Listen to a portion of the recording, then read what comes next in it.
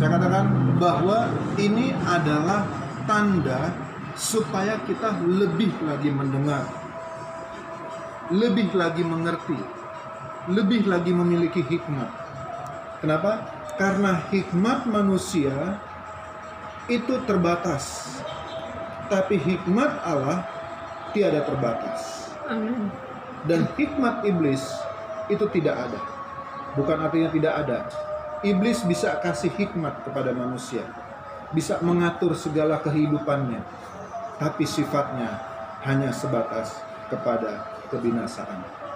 Tapi hikmat manusia itu juga terbatas hanya kepada diri sendiri. Tapi hikmat daripada Allah itu berbicara tentang kekekalan, berbicara tentang keselamatan, berbicara tentang kedamaian, berbicara tentang pengetahuan. Nah, ini semua yang harus kita peroleh, bukan hikmat manusia, bukan hikmat iblis, tapi hikmat daripada Allah yang hidup. Di sini dikatakan, perolehlah hikmat, perolehlah pengertian.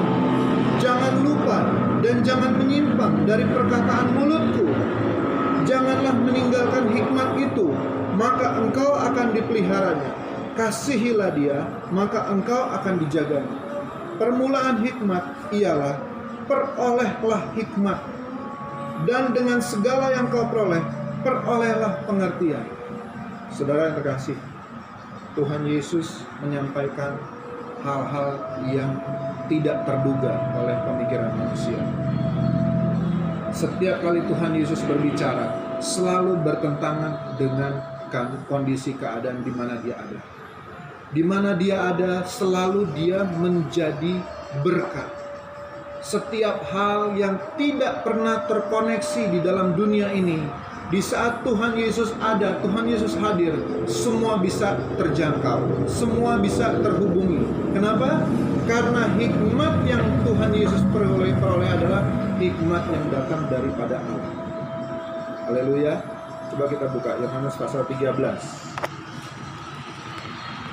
Saya nggak pelajari Yohanes 13, tapi biar kiranya Roh yang mengatur segala sesuatunya untuk bisa membaca ini.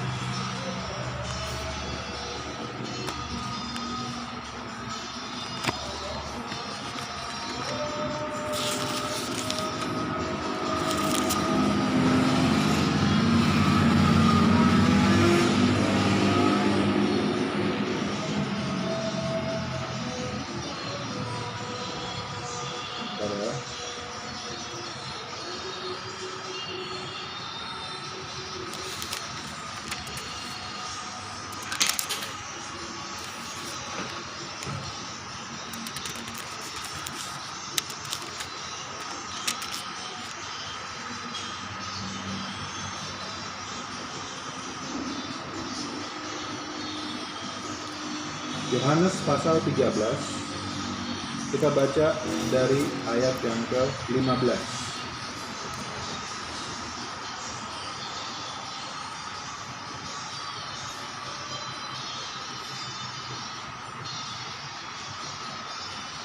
Yohanes 13 ayat 15, saya bacakan.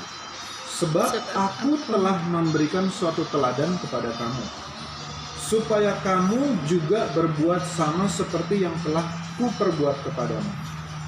Aku berkata kepadamu, sesungguhnya seorang hamba tidaklah lebih tinggi daripada tuannya, ataupun seorang tuan, seorang utusan daripada dia yang mengutusnya. Jikalau kamu tahu semua ini, maka berbahagialah kamu jika kamu melakukannya. Apa yang sudah dilakukan oleh Yesus? Yesus tidak hanya berkata-kata, tapi dia melakukan. Ini adalah gambaran atau contoh seorang teladan yang memiliki hikmat dalam dia melakukan segala aktivitasnya. Dia tidak hanya berkata-kata, tapi dia juga melakukan. Ini baru namanya hikmat dari Allah. Sifat daripada Yesus itu mengajar. Sifat daripada Yesus itu membawa orang kepada terang. Sifat daripada Yesus itu membawa visi. Ini yang harus kita teladani. Sebagai murid-murid Yesus, sebagai anak-anak Tuhan, kita harus memiliki hal-hal demikian. Yesus katakan, sebab aku telah memberikan suatu teladan kepada kamu, supaya kamu juga berbuat sama seperti yang telah kuperbuat kepadamu. Apa yang dilakukan? Dia membasuh kaki. Dia membasuh kaki. Hah? Dia membasuh kaki murid-muridnya. Kenapa dia harus membasuh kaki murid-muridnya sementara dia guru? Yesus katakan bahwa aku harus melayani. Aku tidak mau dilayani, tapi aku mau melayani. Nah, ini gambaran daripada hikmat Allah terjadi atas kehidupan Yesus. Di saat Yesus mau melayani, maka dia melakukan segala sesuatunya. Dia turun sendiri. Haleluya. Amin. Yohanes 3:16 katakan apa? Yohanes 3 ayat 16, ayatnya sangat terkenal sekali. Karena begitu besar kasih Allah akan dunia ini, sehingga diberikan anaknya yang tunggal, supaya barang siapa yang percaya kepadanya tidak beroleh binasa, melainkan beroleh hidup yang kekal. Artinya setiap hal yang bisa kita percayai menjadi teladan di dalam hidup kita, itulah yang akan membawa hidup kita masuk di dalam keselamatan. Haleluya, haleluya. Tapi dari mana teladannya? Yesus. Haleluya. Sebab aku telah memberikan suatu teladan kepada kamu. Apa yang diperoleh daripada teladan Yesus? Dari sikap Yesus melakukan tindakan melayani murid-muridnya, apa yang diterima oleh murid-muridnya? Contohnya apa yang diterima oleh Petrus? Pada saat Yesus melayani kaki Petrus, dia mulai basuh kakinya. Petrus katakan apa?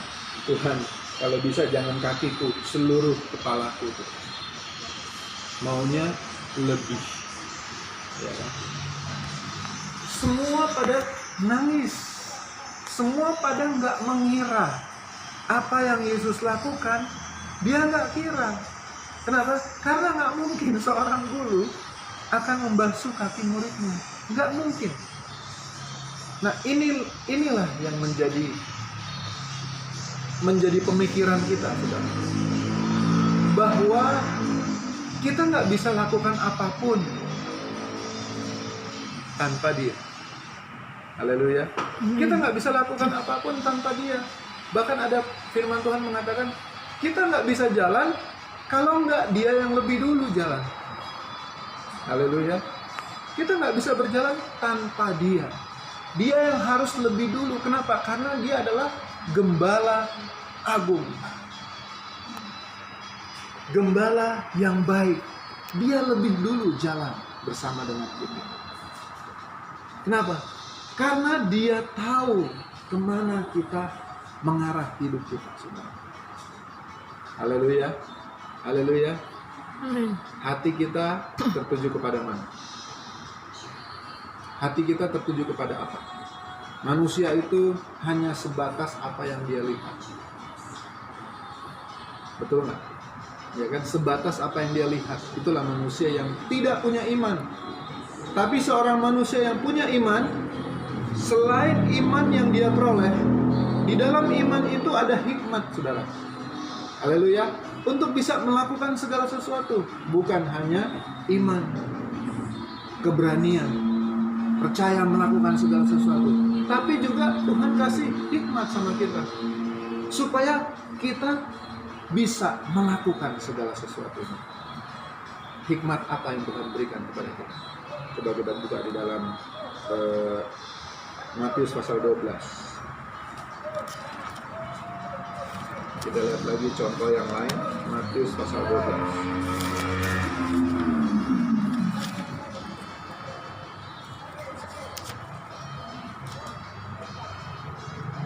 Ayat yang ke-50, ayat yang ke-33. Matius 12:33. Jikalau suatu pohon kamu katakan baik, maka baik pula buahnya.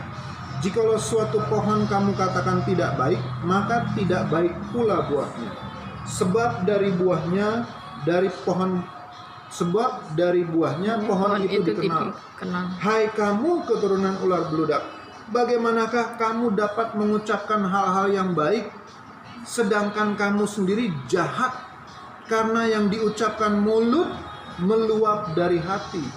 Orang yang baik mengeluarkan hal-hal yang baik dari perbendaharanya yang baik, dan orang yang jahat mengeluarkan hal-hal yang jahat dari perbendaharanya yang jahat. Tetapi aku berkata kepadamu, setiap kata sia-sia yang diucapkan orang harus dipertanggungjawabkannya pada hari penghakiman.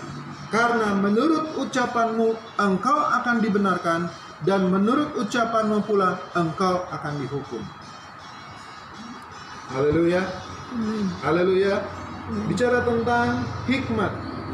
Orang yang berhikmat udah pasti mengeluarkan ucapan kata-kata yang berhikmat, mensejahterakan hati, memberikan kedamaian, memberikan sukacita kepada orang yang menerimanya. Jadi berkat. Tapi kalau orang yang jahat, setiap hal sekalipun manis mukanya, ganteng, cantik, tapi kalau hatinya jahat, tetap saja yang keluar adalah kata-kata yang jahat. Ini pengertian tentang bagaimana kita bisa menilai kehidupan kita secara pribadi, saudara. Haleluya. Haleluya. Amin. Jikalau suatu pohon kamu katakan baik, maka baik pula buahnya. Kembali dari ucapan kita. Jikalau suatu pohon kamu katakan tidak baik, maka tidak baik pula buahnya. Sebab dari buahnya pohon itu dikenal. Dari buahnya. Haleluya. Yesus tidak hanya berkata-kata, tapi dia melakukan. Dia melakukan pembasuhan kaki kepada murid-muridnya, menandakan bahwa yang termulia hanya Bapa di sorga, bukan dia. Dia tidak merasa dia harus disanjung, dia harus ditinggikan, tidak. Tapi izinkan Bapa yang dimuliakan. Itu tujuan Yesus datang ke dunia ini. Haleluya. Nah, begitu juga dengan kehidupan kita, saudara. Seharusnya kita harus menyatakan Bapa yang lebih besar, Bapa yang lebih termulia dibandingkan dari diri kita sendiri. Jika Tuhan izinkan kita melalui segala sesuatunya, jika Tuhan izinkan kita mengalami pengalaman yang pahit, jika Tuhan mengizinkan kita mengalami pengalaman yang baik, di balik semuanya itu ada tersirat di dalam hidup kita, saudara. Haleluya. Apakah kita masih tetap mengatakan ucapan syukur? Apakah kita tetap memuji Tuhan? Apakah kita tetap menyatakan Kristus di dalam diri kita? Atau kita mau marah? Atau kita mau dendam, benci? Karena menurut ucapanmu engkau akan dibenarkan, dan menurut ucapanmu pula engkau akan dihukum. Kita lihat ayat yang terakhir, Kolose pasal yang ke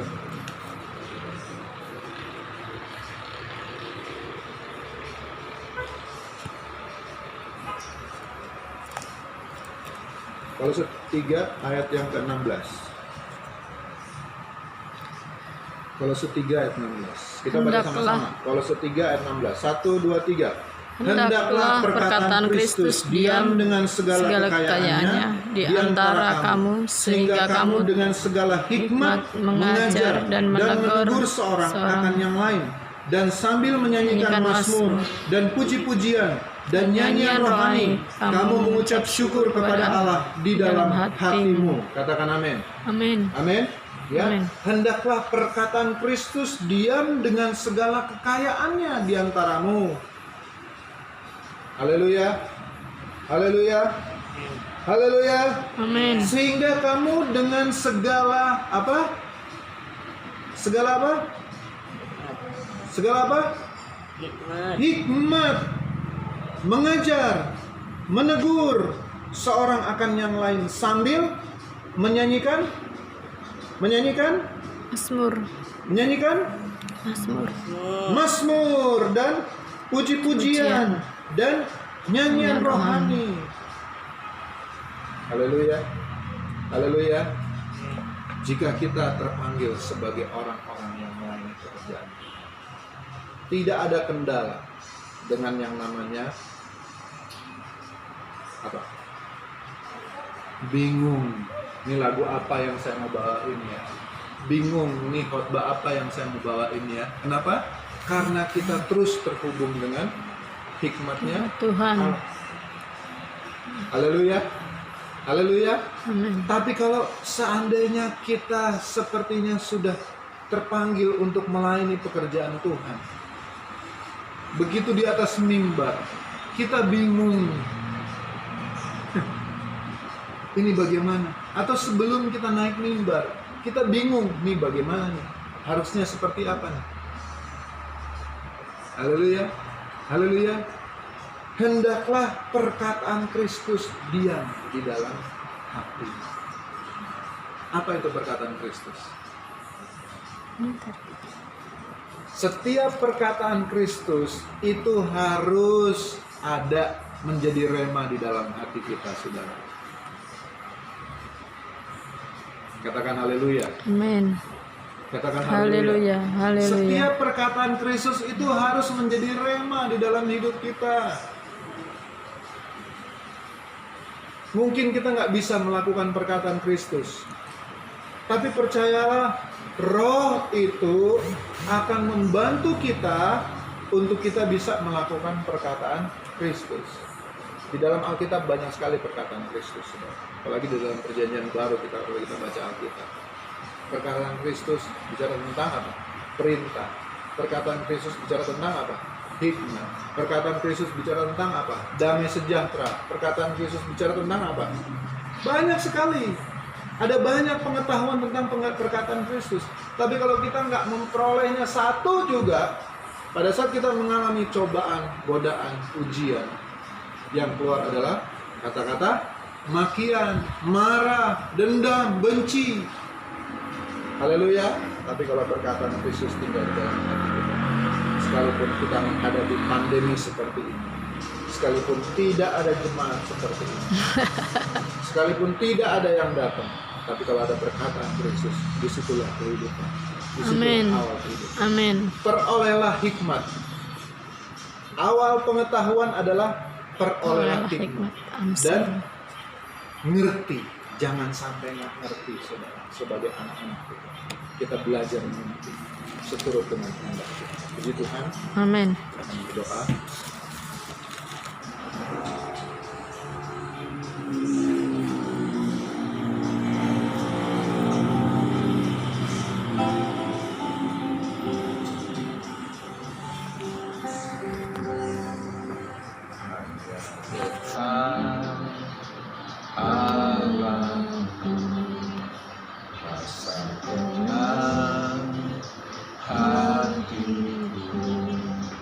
Sertai jalanku sepanjang hidupku,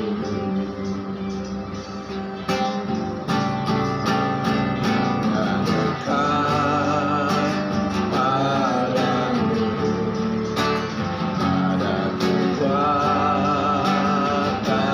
baru, kaulah perlindungan, keselamatanku.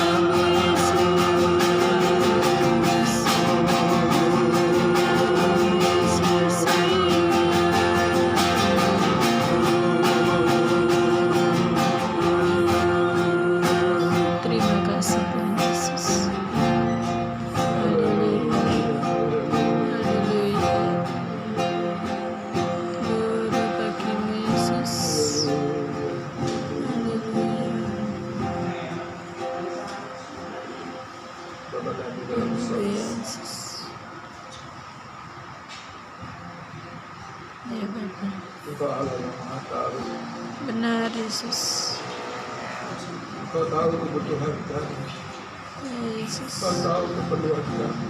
Amin. Kami butuh Roh-Mu. Ya Bapa. Kami perlu firman-Mu dan Benar Roh-Mu. Yesus. Oh Yesus. Tanpa Engkau kami tidak dapat melakukan segala hal. Ya Yesus. Bahkan di luar Engkau Benar kami akan Yesus. binasa. Oh Bapa. Kami tidak mau binasa. Ya Yesus benar. Kami mau tetap bersama dengan Engkau. Amin. Amin.